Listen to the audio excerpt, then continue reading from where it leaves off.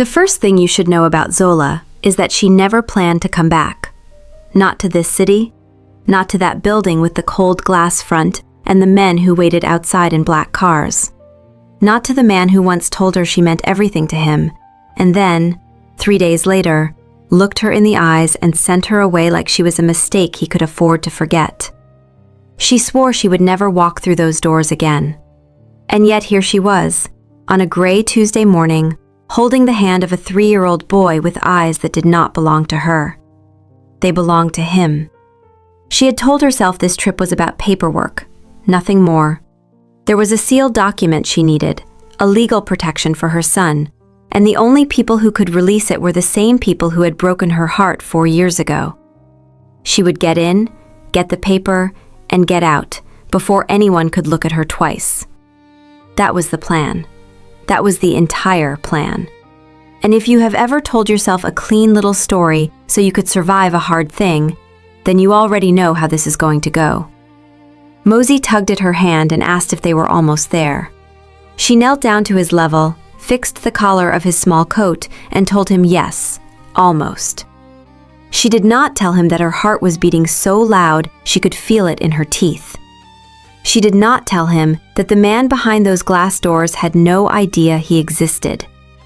She just smiled, the way mothers smile when they are terrified, and she stood back up. 4 years ago, Zola had worked the late shift at a private members' lounge. It was the kind of place where the lighting was soft and the conversations were softer, and where the people who came in spoke in careful sentences because someone was always listening.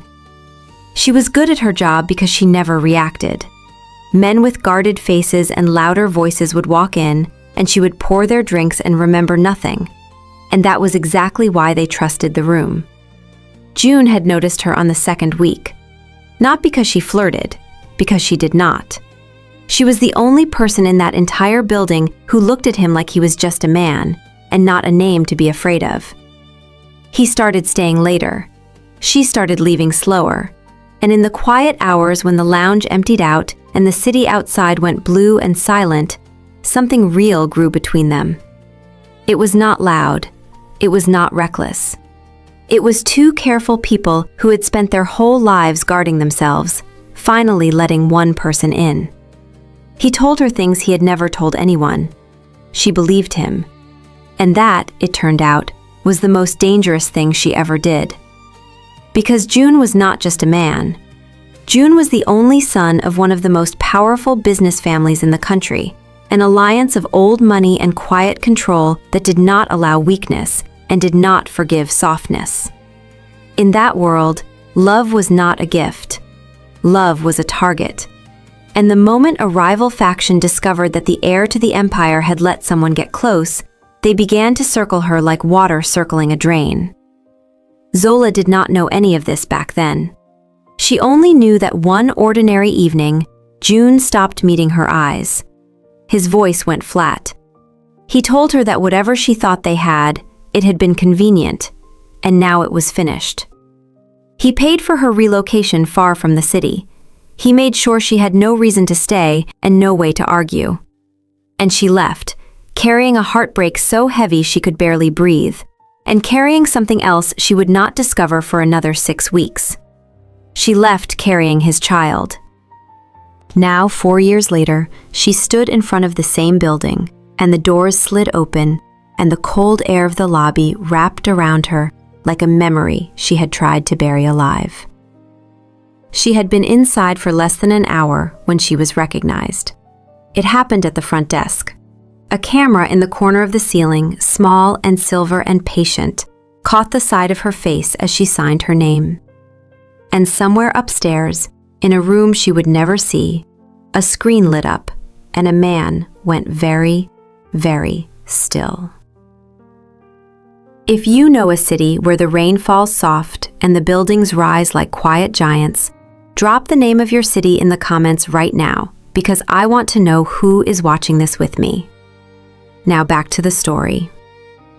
The man watching the screen was named Hyun. He ran the security floor, and his entire job was to notice things other people missed. He noticed her. He noticed the boy beside her. and he noticed something that made the back of his neck go cold, which was that the child's face was familiar in a way that did not make sense. He saved the still. He did not yet know why, but years of survival had taught him that when your instincts whisper, you listen. Upstairs, Joon was in a meeting that he was not really attending. His father had grown ill over the past 2 years, and the weight of the empire had slid quietly onto Joon's shoulders, and he wore it the way you wear a coat that is too heavy, with his back straight and his jaw tight and his exhaustion hidden. The men around the table were discussing a vote, a succession vote, because in this world, power was never simply held. It was always being challenged. The man challenging it sat across from Joon with a calm, pleasant smile. His name was Kang, and he had spent 4 years building the alliances and collecting the favors that would let him take Joon's seat. Kang was patient in the way that dangerous men are patient. He did not want to fight. He wanted a reason. He wanted one clean piece of leverage that would let him stand in front of the elders and say, "This man is compromised. This man is weak. This man cannot lead us." And he had been waiting a very long time for that piece to appear. It appeared at 10:42 that morning, when Hyun's saved still made its way, through the quiet channels that information travels in a place like that, onto Kang's phone. Kang looked at the photo of the woman at the front desk. Then he looked at the small boy holding her hand. And he smiled wider, because he understood immediately what Joon would take longer to admit. A woman from the boss's past, returning after years of silence, with a child of exactly the right age. That was not a coincidence. That was a weapon. And Kang had just been handed it for free. Zola, meanwhile, had no idea that 2 of the most dangerous men in the building were now thinking about her. She was sitting in a waiting area on the 9th floor, Mosey quiet beside her with a small toy car, waiting for an administrator to bring her the documents she had traveled across the world to collect. She kept her eyes down. She kept her breathing even. She told herself she was almost done. And then a door opened, and she heard footsteps, and she looked up, and it was him. 4 years had changed Joon. He was harder now, more still. The softness she had once coaxed out of him buried under layers of command. But she knew him instantly, the way you know a song from the first note, and the recognition hit her like a hand around her throat. He stopped walking. The administrator behind him said something that neither of them heard. For one long, terrible moment, the man who had sent her away and the woman who had survived it simply looked at each other across a quiet waiting room, and the whole world narrowed to that single, unbearable distance. Then Mosey looked up too, and Joon saw the boy's face, and something in his expression cracked, just slightly, just enough. He did not say anything. He could not, because in his world, a public reaction was a public confession, and a confession was a wound, and a wound could be exploited. So he did the only thing his training allowed. He looked away. He turned to the administrator, gave a quiet instruction, and walked back through the door he had come from, leaving Zola sitting there with her heart in pieces all over again. She told herself it did not matter. She told herself she had not come for him, but her hands were shaking, and when Mosey asked her who that man was, she could not find a single word to give him. Here is a question I want you to sit with. If you were Zola, and the man who broke you walked back into the room, would you finish your business and leave without a word? Or would you demand the truth you were owed? Tell me honestly in the comments, because there is no easy answer, and what happens next is going to make it even harder. What happened next was that the documents did not come. The administrator returned with an apology and a delay. There was a complication, she said. A signature was required from someone higher up. It would take a day, perhaps 2. And Zola, who had built her entire return around getting in and getting out, suddenly understood that she was being held in place. Not by force, by process. by the quiet, polite machinery of a powerful family that had decided it was not finished with her yet. That night, she checked into a hotel a few streets away, the kind with long carpeted corridors and warm lamplight and a silence that felt expensive. She put Mosey to bed. She sat by the window and watched the rain trace lines down the glass. And she let herself, just for a moment, remember the version of Joon who had once held her face in his hands and promised her a future. She hated that version of him. She hated that she missed him. And she hated, most of all, that she still did not understand why he had thrown her away. She was about to find out that she had the entire story wrong. The next morning, a woman arrived at her hotel. Elegant, poised, expensive in the quiet way that real money is quiet. Her name was Yuna, and she introduced herself with a smile that was warm on the surface and very cold underneath. She said she was a friend of the family. She said she had heard that an old acquaintance of Joon's had returned, and she had come, simply, to welcome her. And then, with the precision of a surgeon, she explained that Joon was to be formally matched within the month. A suitable match. A union that would strengthen the alliance and secure the succession. She was, of course, the bride. Zola understood the message perfectly. You are the past, I am the future. Take your child and go. What Yuna did not expect was that Zola did not flinch. 4 years of building a life alone, with no one to catch her, had burned the flinch out of her. She thanked Yuna for the visit, walked her to the door, and closed it with a quiet click. And then she stood in the silence of the room, and for the first time since she arrived, she felt something other than fear. She felt anger. Clean, useful, focused anger. Because something was not adding up. If Joon had simply discarded her 4 years ago, why was the family so interested in her return now? Why the delayed documents? Why the personal visit from the future bride? You do not send people to manage a problem that is already solved. You send people to manage a threat. And that meant that somewhere in this story, there was a piece she had never been given. She decided to find it. Her oldest friend in the city was a woman named Naya, who had worked alongside her at the lounge years ago, and who had quietly kept in touch across all the distance and silence. Naya was the only person alive who knew that Mosey was Joon's son. She had kept that secret like a vow.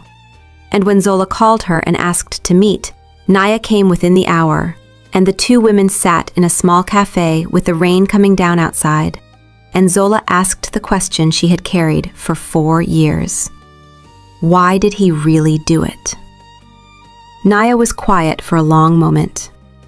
Then she told her what she had pieced together over the years, from whispers and fragments, and the things people say when they think no one is listening. Joon had not thrown Zola away because she meant nothing. He had thrown her away because she meant everything. And the wrong people had found out. A rival faction had been planning to take her, to use her, to break Joon by breaking her. And Joon, faced with the choice between keeping her close and keeping her alive, had chosen to send her somewhere they could not reach. He had made her hate him on purpose, because a woman who hated him would run far and never look back, and a woman who ran far would be safe. He had broken her heart to save her life, and he had done it without ever knowing she was carrying his child. Zola sat in that cafe and felt 4 years of carefully built anger collapse under her, because the story she had survived on, the story of being discarded, the story of meaning nothing, was a lie. She had not been thrown away. She had been protected by the cruelest tenderness she could imagine. And the worst part, the part that made her press her hand to her mouth, was the realization that he had carried that choice alone for 4 years, believing she was happy somewhere, never knowing he had a son. I need to know what you are feeling right now, because this is the moment everything turns. Do you forgive a man who breaks your heart to keep you alive? Or is some kindness too cruel to forgive? There is no wrong answer. Tell me yours. But understanding why he did it did not make Zola safe. If anything, it made her more dangerous to herself. Because now she wanted answers from him directly, and wanting things from powerful men is how careful women get hurt. She got her chance 2 nights later, at a family dinner she was never meant to attend. The dinner was held in a private dining room at the top of the building, the kind of room with one long table and tall windows and the whole glittering city spread out below like something owned. It was meant to be the night Yuna was formally presented to the elders as Joon's intended match. Bohan would be there, the patriarch of the alliance, the old man whose approval still controlled everything despite his years. The succession, the marriage, the future. All of it was supposed to be settled at that table. Zola arrived because Naya, who still had contacts inside, made sure she received an invitation that looked official enough to pass the door. It was a reckless move. It was the kind of move that gets a person disappeared in a world like that. But Zola was past caution. She wore a deep navy evening gown with a modest neckline, simple and elegant, and she walked into that room with her head high and her son safely back at the hotel with Naya, and she watched every powerful face in the room turn toward the stranger who did not belong. Joon saw her and went pale. Kang saw her and smiled. And Bohan, the old patriarch, looked at her for a long moment with eyes that missed nothing, and said quietly that perhaps the young woman would like to sit. What followed was the most tense meal of Zola's life. Conversation moved in careful circles. Yuna's hand rested too comfortably near Joon's. The elders watched. Every question aimed at Zola was soft on the surface and sharp underneath, asking where she had been, what she did now, whether she had family of her own. She answered each one with just enough truth to be believed and just enough silence to give nothing away. She had learned years ago that the most powerful thing a person can do at a dangerous table is to stay calm while everyone waits for them to break. So she did not break. She ate slowly. She held her glass without trembling, and she let them wonder. Underneath it all, like a current under ice, ran the unspoken truth that everyone at that table was beginning to sense, which was that this woman had not come for charity. She had come for something. And one man at the table already knew exactly what she had, and exactly how to use it against her. Kang watched her over the rim of his glass with the patience of a man who had already decided how this would end. He raised a quiet toast to the future of the family, and his eyes never left her once. Because while Zola had spent her 2 days in the city looking for answers, Kang had spent his arranging the trap. He had pulled the old surveillance footage from 4 years ago. He had quietly confirmed the boy's age, and he had assembled, piece by piece, a story he could tell the elders, a story in which Joon had a secret child by an outsider woman, a story that made the future head of the alliance look reckless, compromised, and unfit to lead. He did not need it to be cruel, he needed it to be true. And it was. He just needed the right moment to use it. That moment, he decided, would be the succession vote, 3 days away. After the dinner, in the cold of the corridor outside, Joon caught Zola's arm before she could reach the elevator. It was the first time they had touched in 4 years. He told her, his voice low and urgent, that she had to leave the city, tonight, that she did not understand what she had walked into, that there were people who would use her and use the boy to destroy everything. And Zola, looking up at the man who had once been her whole world, asked him the only question that mattered. Did he know? Did he know about Mosi? The look on his face told her everything. He had suspected, since the waiting room, since the boy's eyes, but he had not let himself believe it, because believing it meant he had a son he had never held, a son who was now the most dangerous secret in the city. And when Zola confirmed it, quietly, in that cold corridor, The most powerful man in the building had to put his hand against the wall to stay standing. For a moment, he was not the head of an empire. He was just a man who had lost 4 years he could never get back, learning he was a father in the worst possible place at the worst possible time. And Zola watched the grief move across his face, and she felt her own carefully guarded heart crack open, just a little, against her will. But grief is a luxury that people like Joon are not allowed. He pulled himself together. He told her he would fix it. He told her to trust him, just once more, just this last time, and let him handle it privately. And Zola, God help her, almost believed that the danger was passing. It was not passing. It was arriving. The next morning, the rumors began. They started small, the way these things always do, with an anonymous post on a gossip page, a blurred photo of a woman and a child outside a hotel, and a question mark that did all the work. Who is the mystery woman seen with the heir to one of the country's most powerful families? Is there a secret child? Is the future of the empire built on a lie? The fictional headlines spread the way fire spreads in dry grass, jumping from page to page, gathering cruelty as they went. By midday, the comments had become their own kind of mob. Strangers who knew nothing inventing entire lives for her, deciding she was guilty of crimes she had never committed. Within hours, Zola was no longer a private woman with a private heartbreak. She was a story. A gold digger, some said. An opportunist who had returned to cash in. A liability that proved Joon could not be trusted with power. She sat in her hotel room with the phone face down on the table, because every time she turned it over, there was another version of herself she did not recognize, written by someone who had decided she was a villain before they had ever heard her name.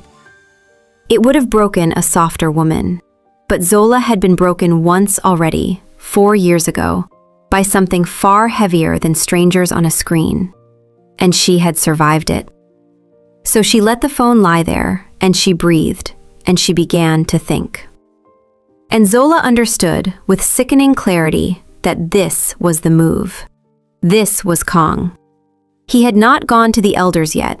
He had gone to the public first, because in the modern world, reputation is its own kind of weapon, and a man drowning in scandal is a man who cannot defend himself in a vote. She also understood something worse. Somewhere in Kong's possession was the sealed document she had come for in the first place, the legal protection for Mosey, the very paper that proved the boy's parentage in black and white. If Kong released that, it would not just hurt Joon. It would put a target on a 3-year-old child, her child. And that was a line that turned Zola from a woman trying to survive into a woman willing to burn the whole thing down. We are reaching the part of the story where everyone has to choose a side, and I want to ask you something before we go further. Whose loyalty do you actually trust right now? Joon, who broke her to save her. Naya, who kept the secret. Hyun, the quiet man with all the footage, or no one at all? Tell me who you trust, because in a world like this, trusting the wrong person is the most dangerous mistake there is. Zola made her choice. She would not run. She would not let her son become a bargaining chip in a war he was too small to understand. She would fight the only way a woman with no army and no name could fight, which was with the truth, and with the one thing Kong had underestimated from the very beginning. Her. Because here is what Kong did not know. 4 years ago, when the rival faction had circled Zola at the lounge, she had not been as oblivious as everyone assumed. She had noticed the men who lingered too long. She had noticed the questions that were a little too specific. And being a careful person who had survived by paying attention, she had quietly kept records. A name overheard. A conversation she was not meant to hear, captured on her phone because she had felt, in her gut, that one day she might need to prove she had not imagined the danger. She had carried those records across 4 years and an entire ocean, never knowing what they were worth. They were worth everything. Because the voice on that old recording, the man who had orchestrated the original threat against her, the man whose actions had forced Joon to send her away in the first place, was Kong. He had built his entire rise on a lie. He had manufactured the danger that broke Zola and Joon apart, positioned himself as the loyal alternative, and spent 4 years climbing toward the seat he had cleared by destroying them. And the proof had been sitting in Zola's pocket the entire time, waiting for a woman patient enough and angry enough to use it. But proof is only powerful if the right people hear it. And the only place that mattered was the council chamber 3 days away, where the elders would gather to decide the succession. Zola needed to get into a room that no outsider was ever allowed to enter, and she needed to do it with evidence that would hold, in front of men who had spent their lives being lied to and could smell a lie from across the room. She needed help. She needed access, and she needed it from the one man whose job was to control every piece of footage in the building. She needed Hyun. Hyun was not a good man exactly, but he was a careful one. And careful men keep a private ledger of every favor and every debt. He had saved that first still of Zola and Mosey out of instinct.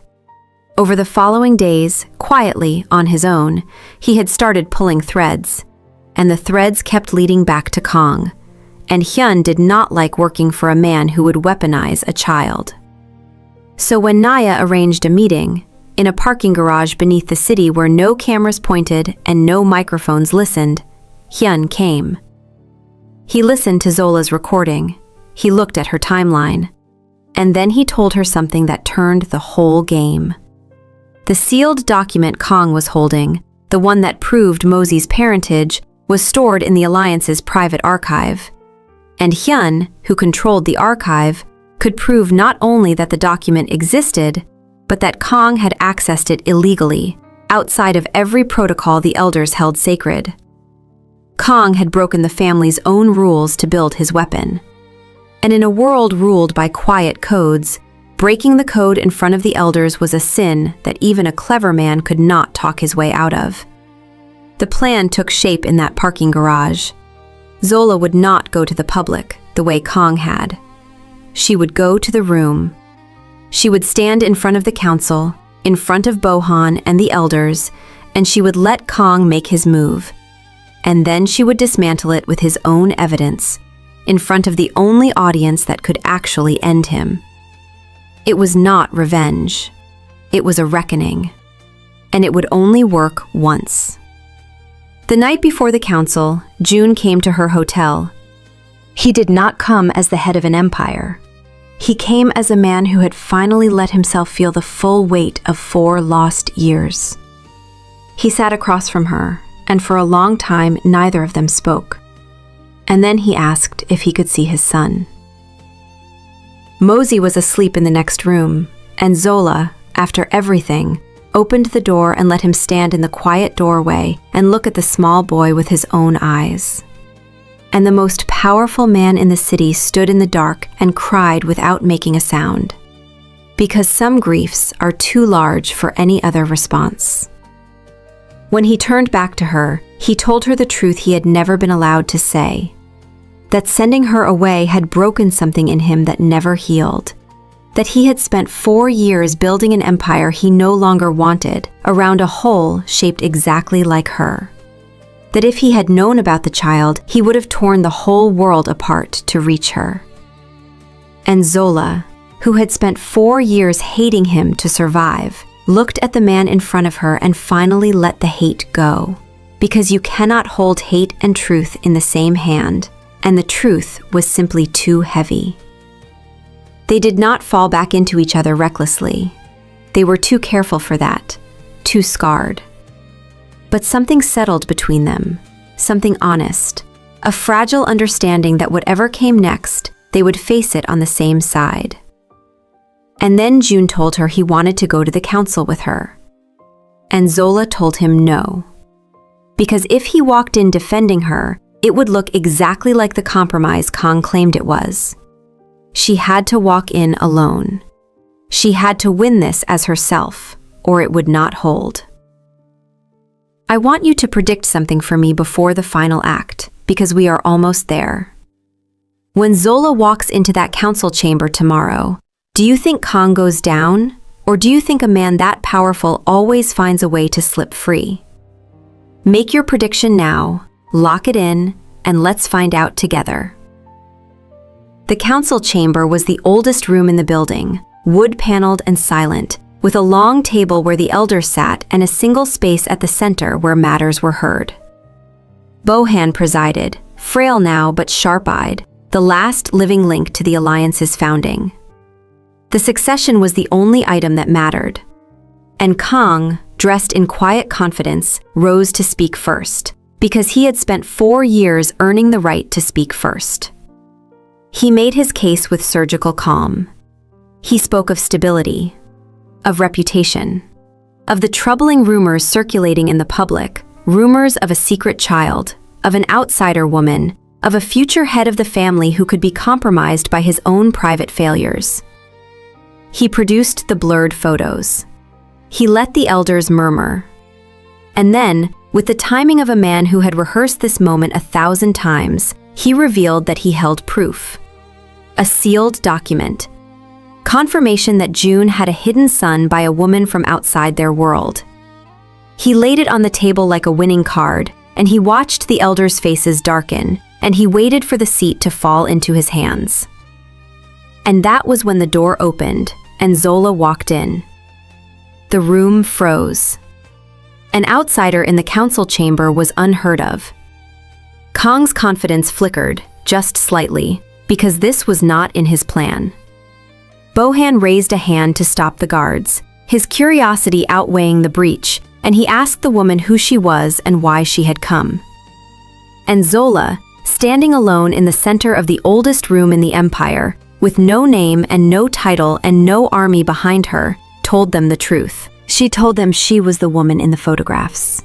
She told them the child was real and that she had carried him alone for 4 years and that she had come to this city for one reason, to secure his future, not to threaten theirs.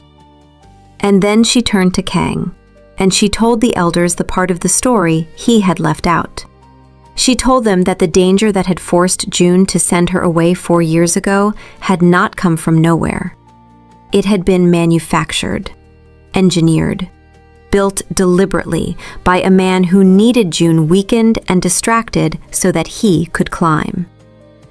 And she had proof. She had a recording, 4 years old, captured by a careful woman who had sensed she was being hunted. And she pressed play. Kang's voice filled the silent chamber. His own words from 4 years ago, laying out the plan to use Zola against Joon. The elders went very still. Bohan's eyes sharpened to points. And before Kang could recover, before he could spin it, Zola delivered the final blow, the one Hyun had given her. She told the elders that the sealed document Kang held, the one he had just laid on their table as proof, had been taken from the family's own private archive illegally, outside every protocol they held sacred, accessed by Kang himself in violation of the codes that held their entire world together. Hyun, standing quietly at the side of the room where he had been summoned, confirmed it. The access logs did not lie. Kang had broken the family's law to build his weapon. And just like that, the card Kang had played became the rope he hanged himself with. Because the elders did not care in the end about the rumors or the scandal or even the child. They cared about the codes. They cared about a man who would manufacture danger, betray the alliance from within, and break their oldest laws to seize power. That man was not Joon. That man was Kang. And in a single afternoon, 4 years of patient scheming collapsed into nothing. Bohan rose, slowly, and with the full weight of his ancient authority, he stripped Kang of his standing and ordered him removed from the alliance entirely. There were no theatrics. There did not need to be. In that world, to be removed was to cease to exist. And Kang walked out of the chamber a man with nothing.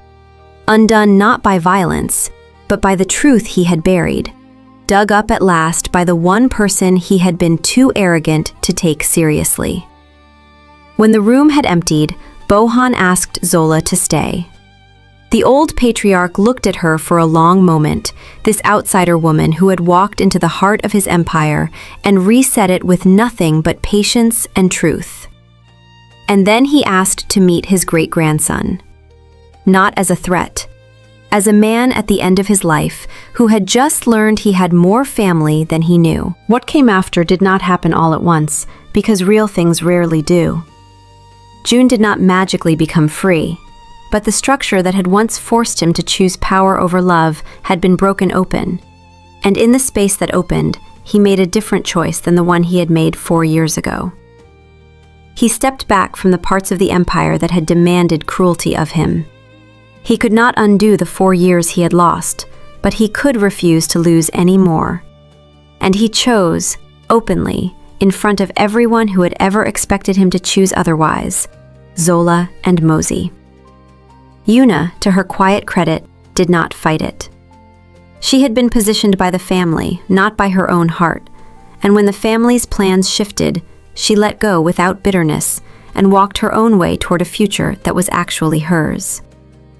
The sealed document that Zola had crossed the world to find was finally placed in her hands, legitimately this time, with the full protection of the Alliance behind it. Her son's future was secure. Her mission, the real one, the one she had walked in with before any of the rest, was complete. The last scene of this story is a quiet one. It is raining again, the way it was on the morning she arrived, and Zola is standing by a window, watching the water trace lines down the glass. But this time she is not afraid. This time there is a warmth in the room behind her. Mosey is sitting on the floor, rolling his small toy car across the carpet, and beside him, folded down to the boy's level, with all his empire forgotten, is Joon. A father learning his son. A small hand resting in a large one. And Mosey, in the way that small children do, looks up at the man he has only just met and asks him a question. He asks him if he is going to stay. And the most powerful man in the city, who once sent a woman away to protect everything he had and lost the only thing that mattered, looks at his son and answers the only way a father is allowed to answer. He says yes. This time, he stays. If this story moved you even a little, do me one small favor before you go. Tell me in the comments whether Joon earned his forgiveness, because I genuinely want to know what you think. And if you want more stories like this one, stories of love, betrayal, power, and the women strong enough to survive all three, then you already know what to do. Thanks for watching, and I will see you in the next one.